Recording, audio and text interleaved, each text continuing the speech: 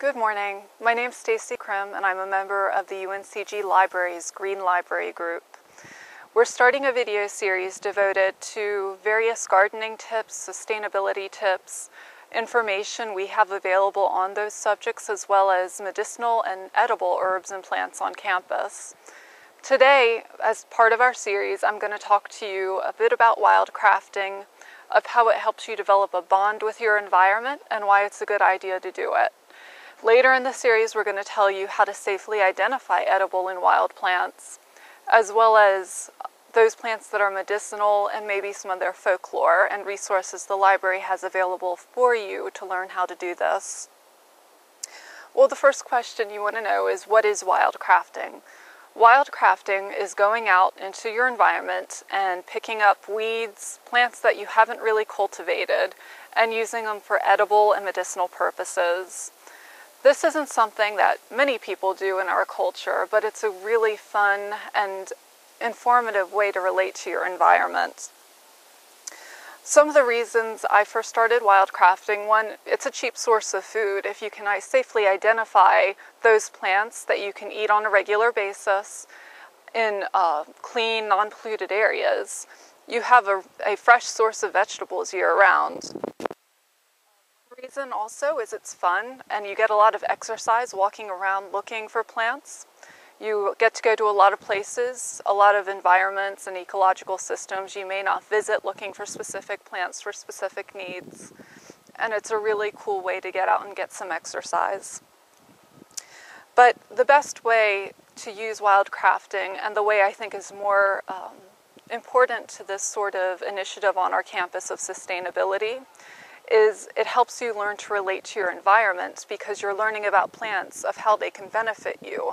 And when you can walk to and from your car and see 3 to 5 medicinal or edible plants, the wall of green you see when you look at landscaping and scenery kind of fades away once you begin to notice specific plants in your environment.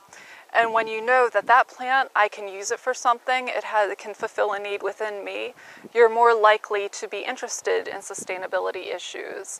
How polluted an area is, if they're using chemical fertilizers, the type of landscaping, the rarity of that plant, and how to harvest it safely.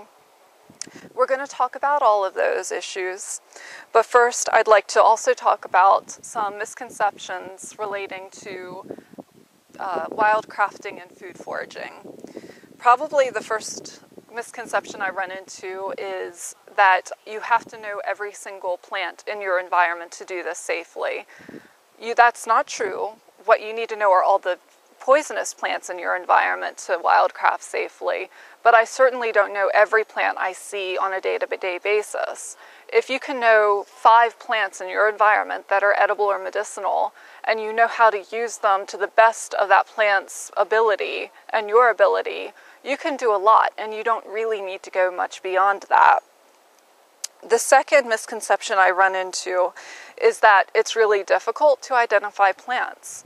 And that's really just a matter of observation. We're going to go through some basic techniques on plant identification. You don't need to be a botanist. It's not really difficult when you start paying attention to your environment. The third misconception I run into is when you see a plant, you have to harvest it at that moment. So there's always the stress of, I don't know what stage of development that plant is. If it's a new plant, I may not be able to recognize it fully. A lot of times with plants, even though I know I can use them medicinally or they're a food source, I don't pick them because I don't need them, but also because it's a food source for other animals. And when I know it's there, I've identified it, and I've looked around to see if it's a clean environment, it's just a bit comforting to know it's there. It's like having a medicine cabinet in nature. And the final misconception I think most people have is that you need to go to a wilderness area to hunt and wildcraft for plants, and that's not true. You can go into a wilderness area, you can go to a park, a forest, your front lawn. It doesn't matter. Cities have plants you can wildcraft with.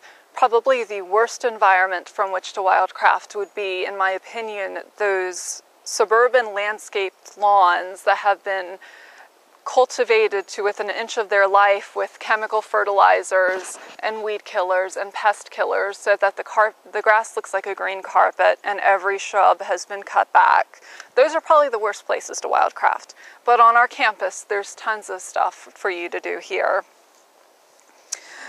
So as we begin our series, we're going to talk a bit about how your environments, both your microenvironment and the macro environment, relate to how safely you can wildcraft, what types of plants are going to be there.